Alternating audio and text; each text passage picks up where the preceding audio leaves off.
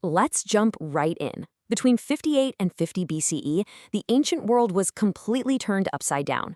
We're talking about a series of intensely aggressive military campaigns that literally redrew the map of Europe. It brought an entire civilization to its knees, pushed Roman influence all the way out to the North Sea, and honestly, just fundamentally changed the course of Western history. What we're looking at here is a total masterclass in strategy, political manipulation, and sheer unfiltered ambition. Welcome to our explainer on the Gallic Wars. Now, we really need to pause and look at the sheer scale of this, because it is just staggering. Over 1 million Gauls died during these campaigns. Let that sink in. Entire communities were just erased, and the demographic landscape of Western Europe was completely transformed. But you know what's truly mind-boggling about all this catastrophic loss of life and this massive shift in global power? It's how the whole thing started. It didn't kick off because of some profound ideological clash or, a centuries-old blood feud. No, it literally started because one Roman politician, Julius Caesar, had a severe, totally out-of-control problem with personal debt. So, to really understand how this all played out, we have to look at what the region was like right before Caesar showed up. Ancient Gaul, which is essentially modern-day France, Belgium, and parts of Switzerland, was definitely not a single unified nation. Not even close. It was this highly fractured, kind of chaotic patchwork of independent Celtic and Belgic tribes. They had their own distinct cultures and, crucially, their own bitter, long-standing feuds. There was absolutely zero central authority.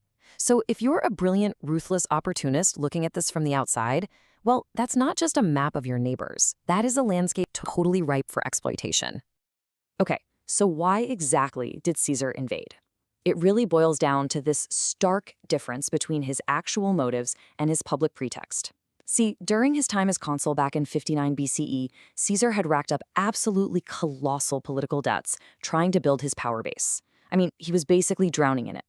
To pay off his creditors, he desperately needed a military governorship, a proconsulship, because, well, that came with the opportunity to plunder.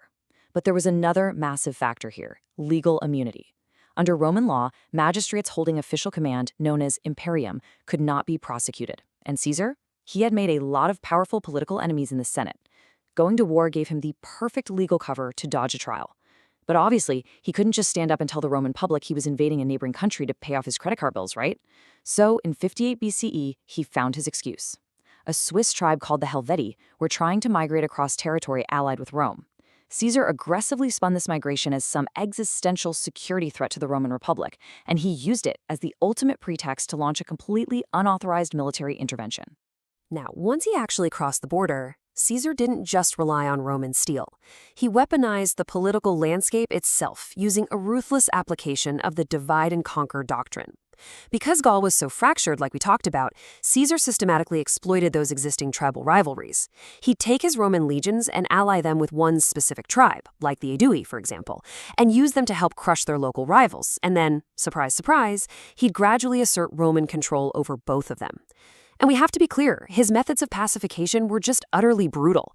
Roman military doctrine here wasn't just about winning battles on a field. It prioritized total psychological subjugation. We are talking about the mass enslavement or even the outright massacre of entire towns, simply to break the political will of any neighboring tribes who might even be thinking about resisting. For years, this brutal strategy actually worked perfectly.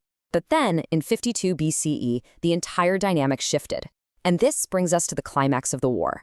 Recognizing exactly how Rome was playing them all against each other, the Gauls finally found a unifying figure. This was a young, charismatic chieftain from the Arverni tribe named Vercingetorix. Now, Vercingetorix managed to achieve the impossible. He forged this rare pan-Gallic alliance, actually bringing the warring tribes together to fight the Romans. And the guy was smart.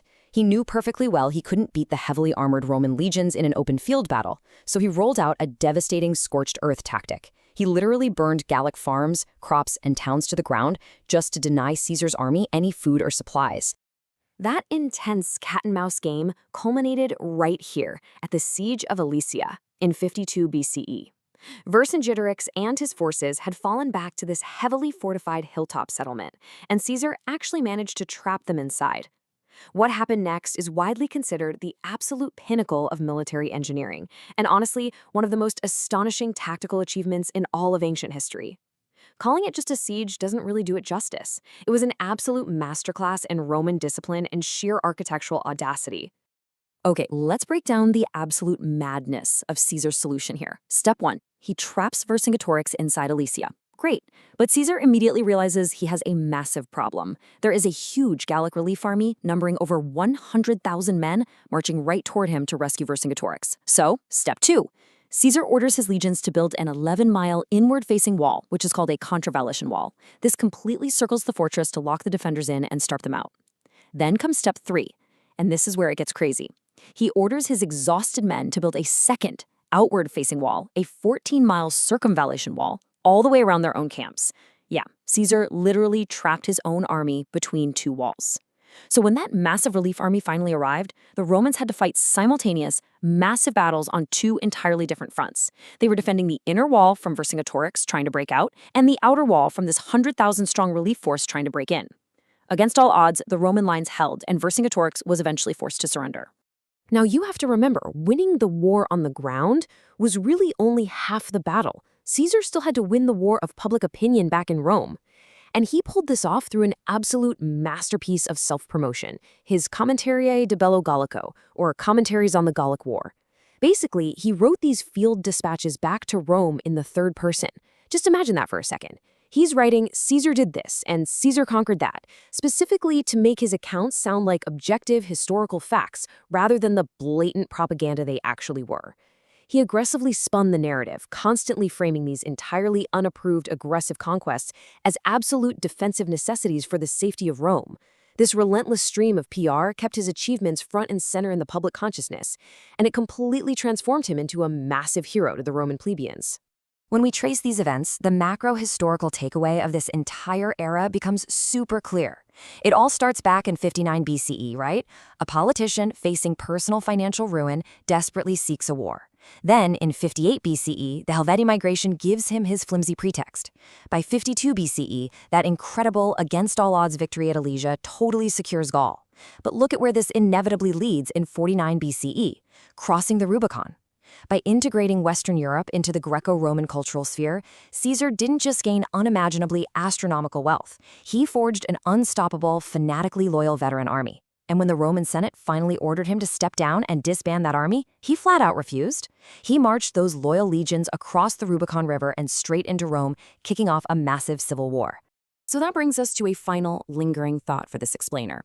Look, the Gallic Wars undoubtedly laid the linguistic, legal, and cultural foundations for modern France and really all of Western Europe. But when we look at the absolute political devastation it caused back home, we really have to ask ourselves something. Did this devastating million-casualty conflict serve as the brilliant, necessary birth of the Roman Empire? Or did Caesar's ability to just manipulate the system for a solid decade to pay off his personal debts simply act as the final nail in the coffin, exposing a Roman Republic that was already hopelessly broken? I mean, think about how easily personal ambition was masked as national security, and how a loyal army ultimately superseded a loyal citizenry. It is definitely a question that still echoes in the halls of power today.